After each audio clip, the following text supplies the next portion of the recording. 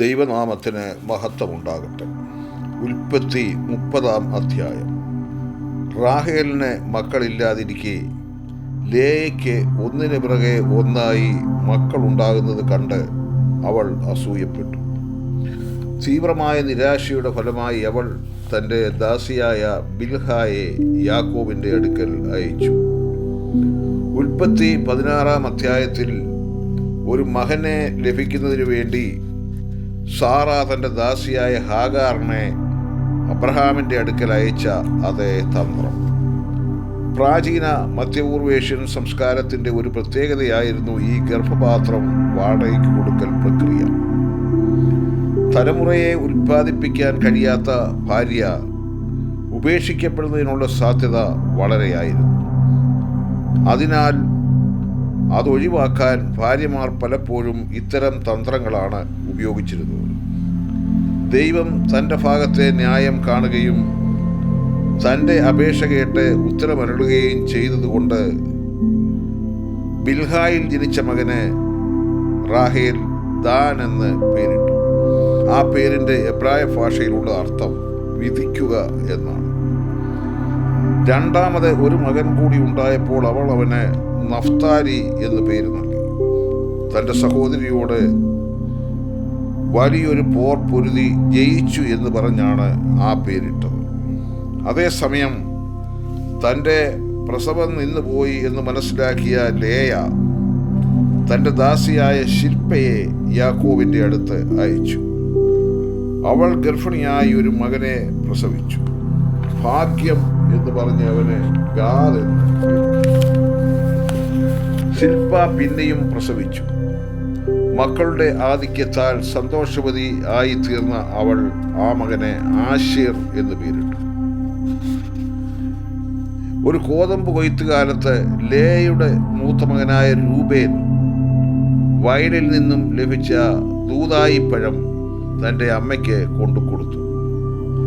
പ്രേമത്തിൻ്റെ സുഗന്ധം പരത്തുന്ന പഴമായിട്ടാണ് ഇതിനെ ഉത്തമഗീതത്തിൽ വർണ്ണിച്ചിരിക്കുന്നത്. ഉത്തമഗീതം 7:13 വായിക്കുക. ഗർഭധാരണത്തിന് സഹായിക്കുന്ന ഒരു ചെടിയാണ് ദൂതായി അഥവാ മാൻഡ്രേക്ക് എന്ന് പ്രാചീന മധ്യപൂർവേഷ്യൻ രാജ്യങ്ങളിലെ ആളുകൾ വിശ്വസിച്ചിരുന്നു. അതുകൊണ്ട് തന്നെ അതിൽ കുറെ തനിക്ക് തരണമെന്ന് റാഹേൽ ആവശ്യപ്പെട്ടു. പഴത്തിന് പകരമായി റാഹേൽ അന്ന് രാത്രി യാക്കോബിനെ ലേയയ്ക്ക് നൽകി. അതിൻ്റെ ഫലമായി ലേയയ്ക്ക് 5ാമത് ഒരു മകൻ കൂടി ഉണ്ടായി. ദൈവം എനിക്ക് കൂലി തന്നു എന്ന് പറഞ്ഞവന് ഇസ്സാഖാർ എന്ന് പേരിട്ടു. 6ാമതായി വീണ്ടും ഒരു കുട്ടി കൂടി ലേയയ്ക്ക് ജനിച്ചപ്പോൾ ദൈവം തനിക്ക് നല്ല ദാനം തന്നു എന്ന് പറഞ്ഞു. 6 മക്കളെ താൻ യാക്കോബിന് വേണ്ടി പ്രസവിച്ചതിനാൽ ഭർത്താവ് അവളോടുകൂടെ വസിക്കും എന്ന് അവൾ പ്രതീക്ഷിച്ചു. അതുകൊണ്ട് അവൾ ആ മകന് സെബൂലൂൻ എന്ന് പേരിട്ടു. സെബൂലൂൻ എന്ന എബ്രായ പദത്തിൻ്റെ അർത്ഥം വസിക്കുക, പാർക്കുക എന്നൊക്കെയാണ്. പിന്നീട് ലേയ ഒരു മകളെ പ്രസവിച്ചു. അവൾക്ക് ദീന എന്ന് പേരിട്ടു. ഈ പദത്തിൻ്റെ അർത്ഥം ന്യായം വിധിക്കുക അല്ലെങ്കിൽ നീതീകരിക്കുക എന്നാണ്. റാഹേലിൻ്റെ നിരന്തരമായ പ്രാർത്ഥന ദൈവം കേട്ടു. അവളുടെ ഗർഭത്തെ തുറന്നു. ദൈവം കൂട്ടിച്ചേർക്കുമെന്ന് അർത്ഥം വരുന്ന യോസഫ് എന്ന് അവന് പേരിട്ടു. യോസഫിൻ്റെ ജനനത്തോടെ തന്നെ തൻ്റെ സ്വന്തം ദേശത്തേക്ക്, തൻ്റെ ബന്ധുക്കളുടെ അടുത്തേക്ക് മടങ്ങിപ്പോകാൻ തന്നെ അനുവദിക്കണമെന്ന് യാക്കോബ് ലാബാനോട് അപേക്ഷിച്ചു. കുറേ നാൾ പാർക്കാൻ വേണ്ടിയാണല്ലോ യാക്കോബ് ഹാരാനിലെത്തിയത്. ഉൽപ്പത്തി 27-ാം അധ്യായത്തിൻ്റെ 43-ഉം 44-ഉം വാക്യങ്ങളിൽ നമുക്കിത് കാണാം. ഉൽപ്പത്തി 28-ന്റെ 4-ഉം 15-ഉം വാക്യങ്ങൾ അനുസരിച്ച് അവനെ കനാൻ ദേശത്തേക്ക് മടക്കി വരുത്തും എന്ന് നാം മനസ്സിലാക്കുന്നു. ഉൽപ്പത്തി 29-ന്റെ 16-ൽ ലാബാന്റെ പെൺമക്കളെക്കുറിച്ച് മാത്രമേ പ്രതിപാദിക്കുന്നുള്ളൂ. അതുകൊണ്ട് അന്നുവരെ അവന് ആൺമക്കൾ ജനിച്ചിരുന്നില്ല എന്ന് അനുമാനിക്കാം. ലാബാൻ തൻ്റെ പ്രധാന അനന്തരാവകാശിയായി യാക്കോബിനെ ദത്തെടുത്തിട്ടുണ്ടായിരുന്നിരിക്കാം. അക്കാലത്തെ മധ്യപൂർവേഷ്യൻ രാജ്യങ്ങളിലെ ഒരു പൊതു രീതിയായിരുന്നു ഇങ്ങനെയുള്ള ദത്തെടുക്കലെന്ന് ഹമ്മുറാബിയുടെ നിയമവ്യവസ്ഥകൾ സാക്ഷ്യപ്പെടുത്തുന്നു. അതുകൊണ്ട് യാക്കോബും ലാബാന്റെ കുടുംബാംഗമായി കഴിഞ്ഞിരുന്നു.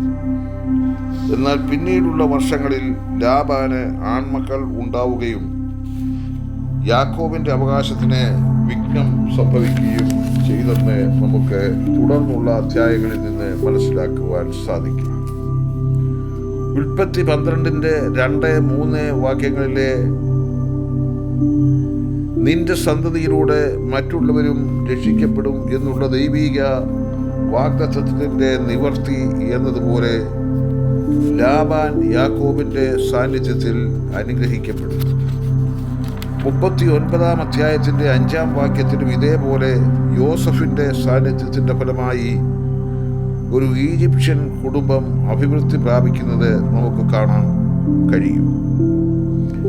യാക്കോബിനാൽ താൻ അനുഗ്രഹിക്കപ്പെട്ടെന്ന സത്യം മനസ്സിലാക്കിയ ലാബാൻ അവനോട് തന്നെ വിട്ടു പോകരുതെന്ന് അപേക്ഷിച്ചു. അതിന് പ്രതിഫലമായിട്ട് അവന് എന്താണ് വേണ്ടതെന്ന് ലാബാൻ ചോദിച്ചു. മുൻകാല അനുഭവങ്ങൾ തൻ്റെ മുന്നിലുള്ള യാക്കോബ് ആ പ്രതിഫല വാഗ്ദാനങ്ങൾ പൊള്ളയാണെന്ന് വിചാരിച്ചിരിക്കാനാണ് സാധ്യത.